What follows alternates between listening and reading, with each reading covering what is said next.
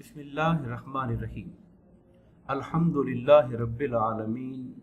والصلاة والسلام علی سید المرسلین۔ عزیز طلباء و طالبات، آج ہم انشاءاللہ حضور نبی اکرم صلی اللہ علیہ وآلہ وصحبہ وسلم کی سیرت طیبہ کے حوالے سے اپنی گفتگو کا آغاز کریں گے۔ آج کے لیکچر میں سیرت طیبہ کا معنی و مفہوم، سیرت النبی صلی اللہ علیہ وسلم کے مآخذ و مصادر اور مختلف پہلوؤں سے سیرت طیبہ کی اہمیت کے حوالے سے انشاءاللہ ہم بات کریں گے۔ جہاں تک سیرت کے معنی و مفہوم کا تعلق ہے،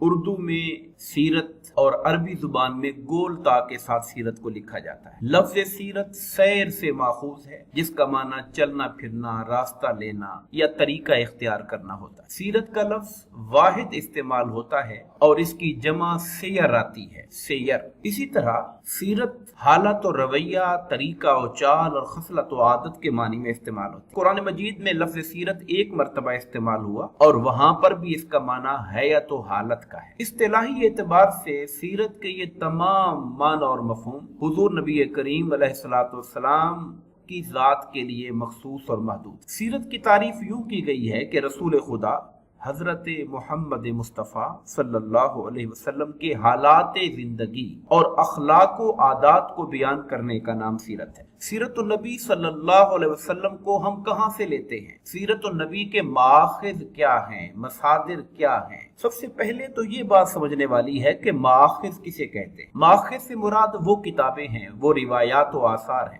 جن میں کسی علم کے متعلق سب سے پہلے بات کی گئی ہو یا معلومات جمع کی گئی۔ اگر ہم کسی تاریخی شخصیت کے بارے میں پڑھی جانے والی کتابوں کے مآخذ کو غور کریں گے تو ان سے متعلق ماخذ وہ کتابیں ہوں گی جو ان کی زندگی میں لکھی گئی ہوں گی یا ان کی زندگی کے بعد قریب ترین زمانے میں لکھی گئی ہوں، جن میں زیادہ سے زیادہ محققہ تحقیق شدہ مواد جمع کیا گیا ہوگا۔ جہاں تک سیرت نبوی صلی اللہ علیہ وسلم کے مآخذ کا تعلق ہے تو قرآن مجید سیرت نبویہ کا سب سے پہلا اور مستند ماخذ۔ سیرت النبی صلی اللہ علیہ وسلم کو قرآن مجید کی نزولی ترتیب اور شان نزول کے آئینے میں دیکھا گیا۔ یہ بات بالکل حقیقت ہے کہ سیرت نبویہ کے مراحل و منازل اور حالات و واقعات کے ساتھ منزل بمنزل قرآن مجید نازل ہوتا رہا اور صاحب سیرت اور امت کی رہنمائی کرتا رہا۔ قرآن مجید کے علاوہ قرآن مجید کی تفاسیر، کتب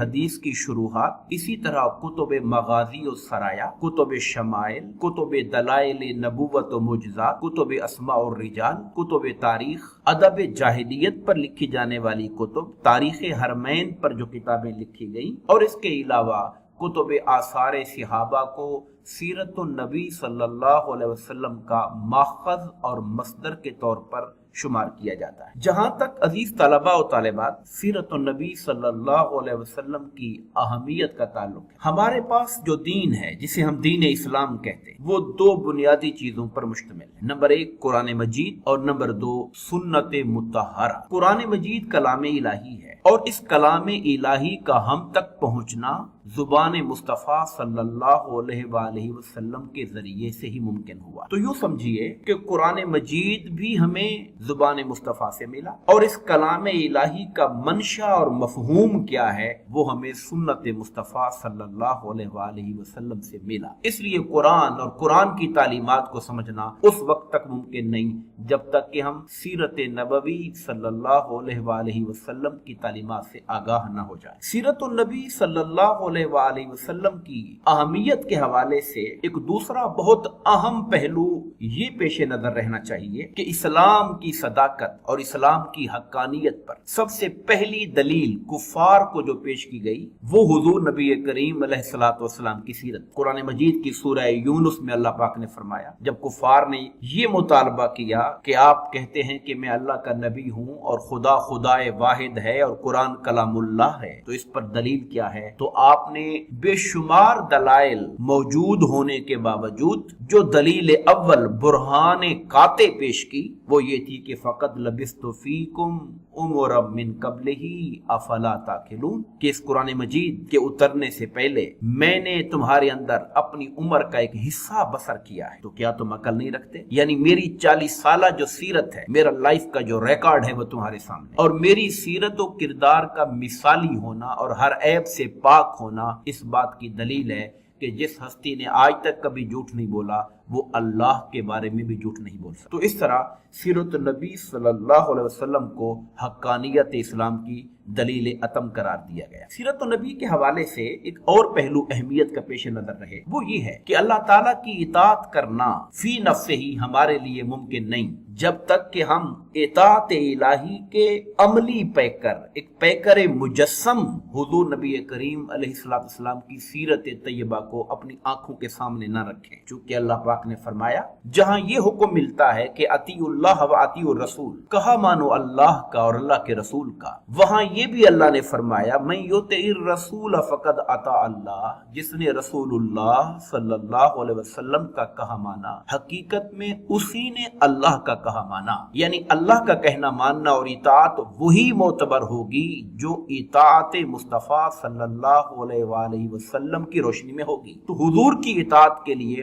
لازم ہے کہ حضور کی سیرت طیبہ کو پیش نظر رکھا جائے۔ اس کا سیرت النبی صلی اللہ علیہ وسلم کی اہمیت کے حوالے سے ایک پہلو یہ بھی پیش نظر رہے کہ شریعت اسلامیہ، قانون اسلام جس کی پابندی ہم سب پر لازم ہے، اس کے جو بنیادی ماخذ ہیں وہ بھی قرآن اور سنت مصطفیٰ صلی اللہ علیہ وسلم۔ تو گویا سیرت النبی صلی اللہ علیہ وسلم سے جو کچھ ہمیں ثابت ہو کے ملتا ہے وہ سنت کی شکل اختیار کر لیتا ہے، اور وہ سنت مطہرہ ہی قانون اسلامی کی بنیادوں میں سے ایک بنیاد ہے، اہم ترین بنیاد۔ تو یہ بھی اسی سے ملتی جلتی بات ہے کہ اللہ اس کے رسول کی اطاعت کرنا ہمارے لیے ممکن نہیں ہے جب تک کہ سیرت النبی صلی اللہ علیہ وسلم سامنے نہ ہو۔ اسی طرح ہم یہ کہنے میں بھی حق بجانب ہوں گے کہ شریعت اسلامیہ کو نافذ کرنا اپنی ذات میں، اپنے معاشرے میں اور اس پوری زمین اور دھرتی پر ممکن نہیں ہے جب تک کہ سیرت النبی صلی اللہ علیہ وآلہ وسلم سے رہنمائی نہ لی جائے۔ ہدایت انسان کی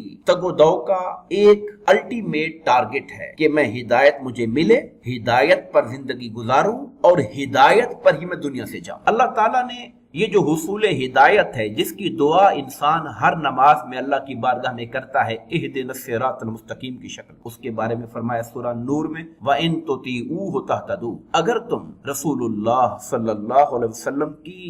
اطاعت کرو گے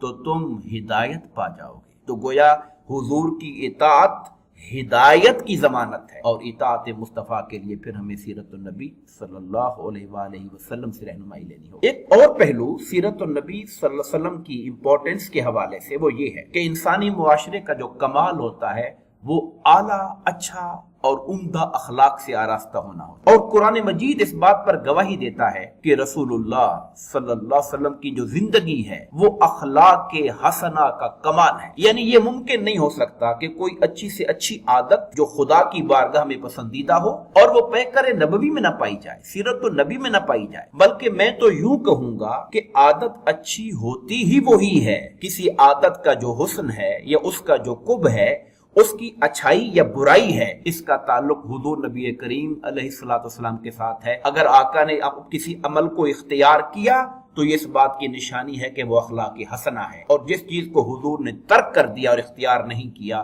یہ اس کے حسنہ نہ ہونے کی دلیل ہوتی ہے۔ تو اس اعتبار سے اخلاقی کمال کا حصول بھی ممکن نہیں ہے جب تک کہ سیرت النبی صلی اللہ علیہ وسلم سے روشنی نہ لی جائے۔ اس حوالے سے سیرت النبی کی اہمیت کے حوالے سے یہ بات بھی پیش نظر رہے کہ انسانیت کو جو علم و آگہی نصیب ہوتی ہے اور جو معرفت حقیقت تک انسان رسائی حاصل کرتا ہے، اس کا بھی واحد ذریعہ حضور نبی کریم علیہ الصلوۃ والسلام کی سیرت۔ اللہ تعالیٰ نے انسان کو علم دیا مگر اس علم کو علم قلیل قرار، وما اوتیتم من العلم الا قلیلا، تمہیں جو علم دیا گیا ہے بہت تھوڑا دیا گیا ہے۔ اب وہ جو علم ہے ہمارا، آپ اس بات کو اچھی طرح سمجھیے کہ وہ حواس خمسہ کی بنیاد پر ہے۔ جو چیز دیکھنے میں آئی، سننے میں آئی، جو چیز ہمارے چھونے میں آئی، سونگھنے میں آئی، وہ چیزیں ہم اس کو حاصل کر کے ان معلومات کے ذریعے عقلی تجزیہ کر کے اسے علم کا نام دیتے ہیں۔ مگر انسان کہاں سے آیا ہے دنیا میں، اس کی تخلیق کا مقصد کیا ہے، اس کا خالق کون ہے، اس کے لیے زندگی گزارنے کا کامیاب لائے عمل کیا ہے، اور مرنے کے بعد کیا ہوگا، اس طرح کے بہت سے سوالات ہیں جنہیں انسان اپنی عقل پر مبنی جو علم ہے اس کے ذریعے حاصل نہیں کر سکتا۔ تو پھر وہ کون سا علم ہے؟ وہ علم ہے جس سے قطعی طور پر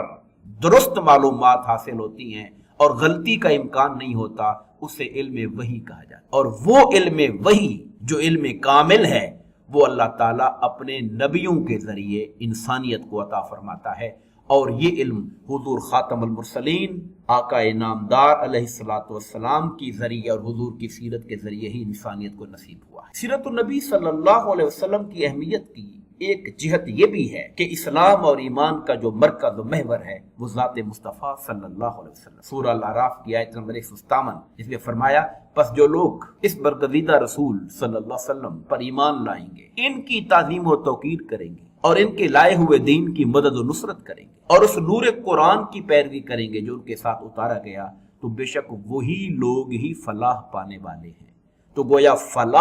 فلاح دارین، دنیا اور آخرت کی کامیابی کو اللہ تعالیٰ نے حضور صلی اللہ علیہ وسلم کی ذات کے ساتھ جوڑ دیا، اور وہ کامیابی کا لائے عمل کیا ہے وہ ہمیں سیرت و طیبہ کا مطالعہ کیے بغیر معلوم نہیں ہو سکتا ہے۔